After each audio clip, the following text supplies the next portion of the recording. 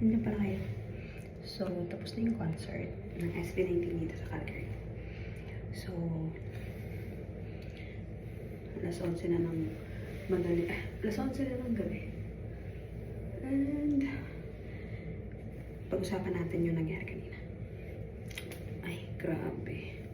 Sobrang saya. Finally nakapanood ako.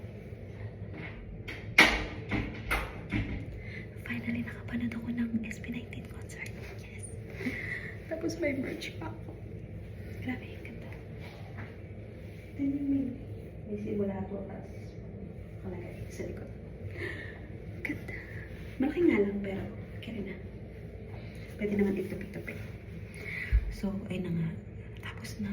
Please. 2 hours yun pero please. Grabe. Ang lulupit nilang kumanta, sumayaw, lahat-lahat. Napaka-talented.